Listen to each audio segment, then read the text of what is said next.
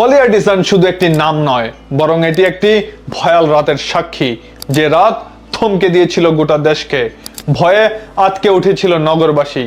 তারপর কেটে গেছে 10টি বছর। সেই দুর্বিষহ স্মৃতি আজ অতীত, কিন্তু থেমে নেই বিতর্ক। হলি আর্টিজান হামলার এই বিতর্কের নাম ফারাজ আয়াজ হোসেন। প্রথম আলোর সহযোগিতায় হামলার পরপরই ফারাজ রাতারাতি হয়ে উঠেছিলেন বিপদের বন্ধু, একজন সাহসী তরুণ।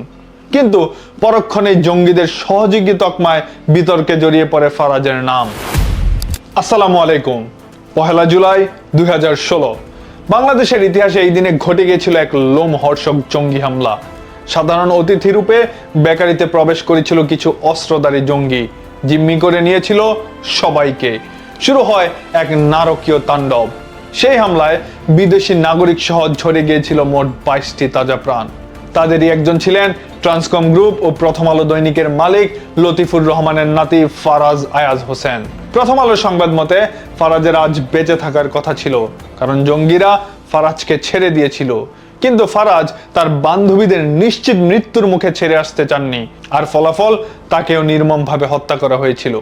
ফারাজের এই সাহসিকতার কথা প্রথম আলোর কলামে ছাপা হয়। রাতারাতি ফারাজ হয়ে ওঠেন দেশের হিরো, সাহসী একজন তরুণ এবং প্রকৃত একজন বন্ধু।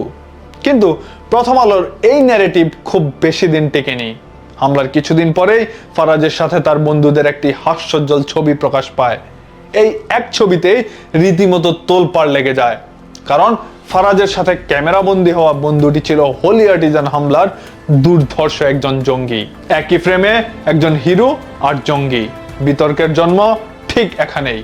কিন্তু ক্ষমতার প্রভাবে এই সংবাদ প্রকাশ পায়নি কোনো দৈনিক কিংবা টিভি চ্যানেলে। আমাদের প্রশ্ন ঠিক এখানেই, কে ছিলেন ফারাজ? সাহসী একজন তরুণ নাকি দুর্ধর্ষ কোনো জঙ্গি? ফারাজকে নিয়ে জঙ্গি বিতর্কে কেন মুখ খোলেনি প্রথম আলো? প্রথম আলোর ন্যারেটিভের কারণ কি ছিল? ক্লিন ইমেজ তৈরি নাকি জঙ্গি তকমা এড়িয়ে যাওয়ার স্মার্ট স্ট্র্যাটেজি? হলি আর্টিজানকেই টার্গেট করার কারণ কি ছিল? হিরো নাকি জঙ্গি? এর পেছনের সত্য কি? আর সাহসী তরুণ এই ন্যারেটিভের পেছনে প্রথম আলোর উদ্দেশ্য কি? সবটা জানতে মনোযোগ ধরে রাখুন এবং চোখ রাখুন ভিডিওর শেষ পর্যন্ত। চলুন তাহলে শুরু করা যাক। শুরুতেই বলি, হলি আর্টিজান বেকারিতে জঙ্গি হামলার নিছক কোনো বিচ্ছিন্ন ঘটনা ভাবলে ভুল হবে, কারণ 2016 সালের পূর্বের বছরগুলোতে বেশ কিছু টার্গেট কিলিং এর ঘটনা ঘটেছিল। বিশেষ করে 2013 সালের পর ব্লগার, লেখক, প্রকাশক, ধর্মীয় সংখ্যালঘু ও বিদেশি নাগরিকরা নিয়মিত এই টার্গেট কিলিং এর শিকার হতে থাকে। এই ঘটনাগুলো দেশের অভ্যন্তরীণ উগ্রবাদ বা সন্ত্রাসী হামলা ছিল না, বরং এর পেছনে ছিল আন্তর্জাতিক জঙ্গি সংগঠন আইএস ও আল কায়েদার মতো শক্তিশালী জঙ্গি গোষ্ঠীর হাত। সে সময় অর্থাৎ 2016 সালের মাঝামাঝি সময়ে বাংলাদেশকে একটি জঙ্গি ঝুঁকিপূর্ণ এরিয়া হিসাবে চিহ্নিত করা হয়েছিল এবং যে কোনো সময় বাংলাদেশে বড় ধরনের জঙ্গি হামলা হতে পারে বলে ইন্টেলিজেন্সরা এমন আশঙ্কাই করেছিল। কিন্তু কখন এবং কোথায়, এটাই ছিল প্রশ্ন। এই উত্তরটাই হলো 1 জুলাই 2016 সালের ঢাকার গুলশান হলি আর্টিসান বেকারির সেই ভয়াবহ রাত। কিন্তু এদেশের এত ইম্পর্টেন্ট এরিয়া থাকতে ওয়াই হলি আর্টিসান? কারণ জঙ্গি হামলার মূল লক্ষ্য ছিল আন্তর্জাতিক মিডিয়া কভারেজ পাওয়া আর বিশ্বে বাংলাদেশের ভাবমূর্তি নষ্ট করা। এর জন্য এমন একটা প্লেসের দরকার ছিল যেটা কূটনৈতিকভাবে গুরুত্বপূর্ণ, বিদেশি নাগরিকদের আনাগোনা আছে এবং সেখানে প্রবেশ করা সহজ। আর হলি আর্টিজানের মতো বেকারি তাদের জন্য সেফ টার্গেট, কারণ এখানে বিদেশি নাগরিক, বিভিন্ন দেশের দূতাবাস কর্মী, দেশের এলিট ক্লাস ব্যক্তিবর্গের নিয়মিত যাতায়াত ছিল এবং এখানে স্ট্রং সিকিউরিটিও ছিল না। অন্য অতিথিদের মতোই 5 জন তরুণ রাত 9:20 বেকারিতে প্রবেশ করে। সবকিছু স্বাভাবিক ছিল। হঠাৎ করেই তারা অস্ত্র বের করে সবাইকে জিম্মি করে নেয়। এরপর একে একে অনেককে হত্যা করে তারা এবং হলি আর্টিজান বেকারিতে হামলার কথা নিজেরাই ফেসবুকে পোস্টের মাধ্যমে জানিয়ে দেয়। শুরুতে পুলিশ বাহিনী পরিস্থিতি নিয়ন্ত্রণে আনার চেষ্টা করেছিল, কিন্তু পরিস্থিতি ইতিমধ্যে ভয়াবহ রূপ ধারণ করেছিল।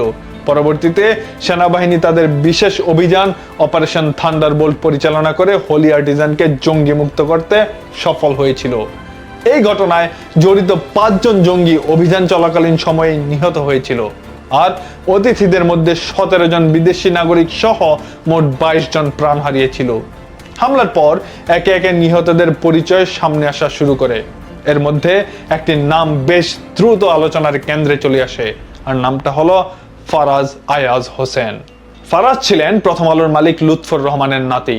পড়াশোনার সুবাদে তিনি যুক্তরাষ্ট্রে থাকতেন। ছুটি কাটাতে বাংলাদেশে আসেন আর তারপরেই নিহত হন। এই ঘটনার পরপরই প্রথম আলো ফারাজকে নিয়ে প্রচার শুরু করে।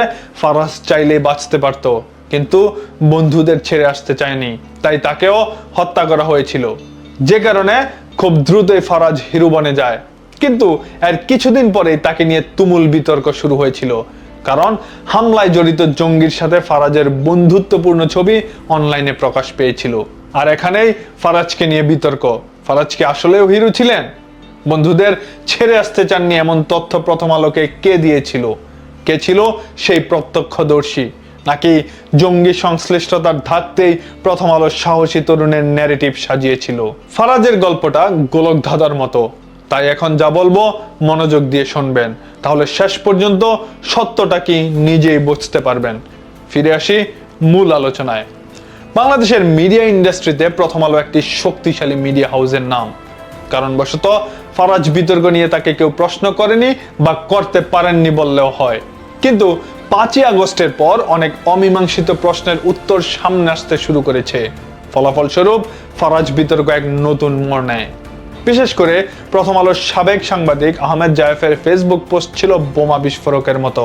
জায়েফ তার পোস্টে জানান, প্রথম আলো এই পর্যন্ত ফারাজকে বিপদের বন্ধু, সাহসী তরুণ হিসেবে সংবাদ, কলাম, মতামত ও স্মৃতিচারণা প্রকাশ করে আসছে। যেমনটা আগে বলছিলাম, তারা প্রচার করেছিল জঙ্গিরা মুসলিম হওয়ায় ফারাজকে ছেড়ে দিয়েছিল, কিন্তু সে তার বন্ধুদের ছেড়ে আসতে চাননি। আর প্রথম আলোর এই সংবাদের রেফারেন্স ছিল নিউ ইয়র্ক টাইমসের একটি প্রতিবেদন। সেখানে ফারাজের গল্পটি তার ভাগ্নে হিসামের বক্তব্য থেকে উদ্ধৃত করা হয়েছিল। আর ভাগ্নে হিসাম এই তথ্যটি সেখানে উপস্থিত একজনকে বলতে শুনেছিল। কিন্তু অবাক করার বিষয় হলো, আজ পর্যন্ত সেই ব্যক্তি কে ছিল এটা জানা যায়নি। আরো অবাক করা বিষয় হলো, সে সময় হামলা সম্পর্কে নিউ ইয়র্ক টাইমসকে বাংলাদেশ থেকে যে সাংবাদিক তথ্য পাঠিয়েছিল, সেই জুলফিকার আলী মানিক জানান তিনি ফারাজ সম্পর্কে এমন কোনো তথ্যই পাঠাননি, এমনকি এই বিষয়ে তিনি কিছু জানেনও না। এছাড়া এই হামলায় বেঁচে ফেরা বেশিরভাগ মানুষের সাক্ষাৎকার নিয়েছিলেন সাংবাদিক আহমেদ জায়েফ নিজেই। সেই সাক্ষাৎকারেও কেউ ফারাজকে নিয়ে এমন কোনো তথ্য দেয়নি। এছাড়া জিম্মিদের বয়ান, তদন্তের নথিপত্র, তদন্ত কর্মকর্তাদের বক্তব্য ও আদালতে জমাকৃত চার্জশিটের কোথাও ফারাজকে নিয়ে এমন কোনো তথ্য নেই। সো এখানেই তো সন্দেহ, প্রথম আলো কেন তাকে হিরো বলেছিল। আর এর মাধ্যমে ক্লিয়ারলি বোঝা যাচ্ছে নিউ ইয়র্ক টাইমসের তথ্যটি সত্য ছিল না। এবার আসি ফারাজকে নিয়ে নির্মিত ভারতের ফারাজ নামক সিনেমায়। সিনেমাটির রেফারেন্স ছিল হলি আর্টিজানের ঘটনাকে কেন্দ্র করে সাংবাদিক নুরুজ্জামান লাবুর লেখা বই। কিন্তু সাংবাদিক নুরুজ্জামান লাবু জানান, সিনেমাতে ফারাজকে যেভাবে দেখানো হয়েছে, তিনি বইতে ফারাজকে নিয়ে এমন কোনো ঘটনা উল্লেখ করেননি। ভারতের মুভিতে তাকে হিরো বানালেও জঙ্গি হামলায় নিহত অবন্তিকা কবিরের মা স্পষ্ট করে জানান, ফারাজ কোনো হিরো নয়। আমার মেয়ের জন্য আরেকজন মানুষ তার জীবন দিয়ে দিয়েছে এবং সে হিরো। No, that's wrong. এখন প্রশ্ন হলো, ফারাজ তার বন্ধুদের ছেড়ে আসতে চায়নি এমন কিছু তো জিম্মি হওয়া কেউ দেখেনি। কোনো নথিপত্র এমন কিছু নেই, কোনো লেখকের বই বা রিপোর্টে এমন কোনো তথ্য নেই। তাহলে প্রথম আলো কোন যুক্তিতে ফারাজকে হিরো বানিয়েছিল? এই ন্যারেটিভের পিছনে প্রথম আলোর উদ্দেশ্য কি ছিল? এই প্রশ্নের উত্তরটা দেওয়ার আগে আরেকটা গুরুত্বপূর্ণ বিষয় বলা দরকার। ফারাজকে নিয়ে প্রথম আলোর সংবাদ প্রকাশের জাস্ট কিছুদিন পরেই অনলাইনে ফারাজের সাথে একজন জঙ্গির বন্ধুত্বপূর্ণ ছবি দেখা গিয়েছিল। প্রশ্ন আসলে এখানেই, যুক্তি প্রমাণ ছাড়াই এই ফারাজকে হিরো বানানো হয়েছিল, এখন আবার তার সাথে জঙ্গির ছবি। তাহলে ফারাজ কি আসলেও জঙ্গিদের সহযোগী ছিলেন? যেহেতু প্রমাণ নেই তাই ডিরেক্ট বলা যাচ্ছে না, কিন্তু যদি জঙ্গিদের একজনই হয়ে থাকেন ফারাজ, তাহলে তাকে হত্যা করা হয়েছিল কেন? আর যদি না হয়ে থাকেন, তাহলে একজন জঙ্গি কিভাবে তার বন্ধু হলো? আবার ফারাজ যে রেস্তোরাঁয় ছিল সেখানেই সেই জঙ্গি হামলা করলো। বিষয়টা তো একদম কাকতালীয় হতে পারে না। ফারাজকে নিয়ে দুইটা বিষয় অত্যন্ত সেন্সিটিভ এবং কনফিউজিং। এক, সবার আগে ফারাজের লাশ হস্তান্তর করা হয়েছিল এবং তার লাশ কাউকে দেখতে দেওয়া হয়নি। দুই, তার পরিবার জানায় রাত 2টার আগেই তাকে গলা কেটে হত্যা করা হয়েছিল। কিন্তু কলকাতার আনন্দবাজার পত্রিকায় বলা হয়েছিল ফারাজের বান্ধবী তারসী তার বাবার সাথে সকাল 6টায় ফোন কলের মাধ্যমে যোগাযোগ করেছিল। তখন অবধি তারা বেঁচে ছিল, আর এটা তারসীর বাবা নিজেই নিশ্চিত করেছিলেন। তাহলে ফারাজ কিভাবে রাত 2টার আগে মারা গেল? আরেকটা বিষয় হলো, সবাইকে গুলি করে হত্যা করা হলেও ফারাজকে গলা কেটে হত্যা করার কারণ কি ছিল? যদি সব তথ্য মিল করি তাহলে হতে পারে ফারাজকে গলা কেটে নয়, বরং গুলি করে হত্যা করা হয়েছিল। লক্ষ্য করবেন, সেনাবাহিনী তাদের অভিযান চলাকালীন জঙ্গিদের গুলি করেই কিন্তু হত্যা করেছিল। হয়তো ফারাজ তাদের সহযোগী ছিল বলে সেও গুলিবিদ্ধ হয়ে নিহত হয়েছিল। আর এই বিষয়টা যেন সামনে আসতে না পারে তাই সবার আগেই তাকে দাফন করা হয়েছিল। আবার এটাও হতে পারে ফারাজ হয়তো জঙ্গিদের সহযোগী ছিল না, সে হয়তো আসলেই রাত 2টার আগেই নিহত হয়েছিলেন। কিন্তু তারসীর বাবাই বা মিথ্যা কেন বলবেন? এটাও একটা প্রশ্ন। এবার আসি প্রথম আলোর উদ্দেশ্য কি ছিল। সত্যি বলতে প্রথম আলোর উদ্দেশ্য নিয়ে এখনো ধোঁয়াশা আছে, বাট সম্ভাব্য কিছু কারণ বলা যায়। এক, জঙ্গিদের সাথে ফারাজের সংশ্লিষ্টতা থাকতে পারে এটা হয়তো তার পরিবার বুঝতে পেরেছিল, আর প্রথম আলোর মালিকের নাতি হওয়ায় তার ইমেজ ধরে রাখতে একটি ফলস ন্যারেটিভ তৈরি করা হয়েছিল, যেন কেউ ফারাজকে জঙ্গি না ভাবে। দুই, ট্রান্সকম গ্রুপ ও প্রথম আলোর মতো প্রভাবশালী পরিবারের সদস্যের বন্ধু একজন জঙ্গি, এই বিষয়টা মিডিয়াতে আসলে পরিবারের সম্মান নষ্ট ও ব্যবসায়িক ক্ষতি হওয়ার সম্ভাবনা ছিল। তাই হয়তো ড্যামেজ কন্ট্রোল করতে ফারাজকে হিরো হিসেবে ন্যারেটিভ প্রচার করা হয়েছিল। এই দুই কারণ বাদে এমনও হতে পারে জঙ্গিটির সাথে ফারাজের সম্পর্ক ছিল অতি সাধারণ, এমনিতেই ছবি তুলেছিল। কিন্তু ফারাজ যেই বেকারিতে ছিল, জঙ্গিরা সেই বেকারিকেই কেন টার্গেট করলো? আবার পরিচিত হওয়ার পরেও তাকে হত্যা কেন করা হলো? বিষয়টা আবারও একটু বেশি কাকতালীয় হয়ে গেল না? হিসেব করলে কিন্তু ঘুরে ফিরে সন্দেহের ইঙ্গিত সেই প্রথম আলোর দিকেই যাচ্ছে। হয়তোবা ফারাজ জঙ্গিদের সহযোগী ছিল। মালিক পক্ষের হুকুমেই তার ইমেজ বাঁচাতে ফারাজকে বানানো হয়েছিল সাহসী তরুণ এবং একজন প্রকৃত বিপদের বন্ধু। যাই হোক, এগুলোর সবই সম্ভাব্য, কোনোটারই এখনো সত্যতা মেলেনি। একমাত্র ফারাজের লাশ কবর থেকে উঠিয়ে পোস্টমর্টম করলেই জানা যাবে ফারাজ কি হিরো ছিলেন নাকি জঙ্গি। সত্যিটা আসলে কি? ফারাজকে যুক্তি প্রমাণহীনভাবে হিরো বলে প্রচার করা, জঙ্গিদের সহযোগী এমন অভিযোগ এড়িয়ে যাওয়া আমাদের মনে করিয়ে দেয় মিডিয়া ন্যারেটিভ আসলে কতটা শক্তিশালী। চাইলেই একজন হিরোকে জঙ্গি কিংবা একজন জঙ্গিকে হিরো বানাতে পারে। একই সাথে প্রশ্ন রেখে যায়, আমরা মিডিয়াতে কি দেখছি? না জেনে না বুঝি আমরা কি বিশ্বাস করছি? আমরা যা দেখছি তাই কি সত্যি, নাকি মিডিয়ার মিথ্যাকে সত্যি ভেবে গোগ্রাসে গিলছি? ফারাজের এই ঘটনা আমাদের ভাবতে শেখায়, ক্ষমতার হাতে সত্য কুক্ষিগত, অর্থের কাছে সত্য বিকৃত।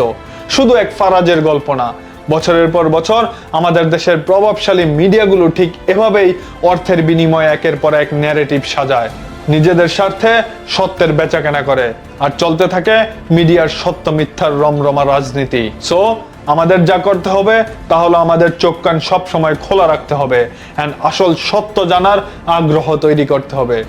আজ এই পর্যন্তই। সকলের সুস্বাস্থ্য ও দীর্ঘায়ু কামনা করছি। শীঘ্রই আবার কথা হবে নতুন কোনো টপিকস নিয়ে নতুন কোনো ভিডিওতে। সে পর্যন্ত ভালো থাকুন, সুস্থ থাকুন। আল্লাহ হাফেজ।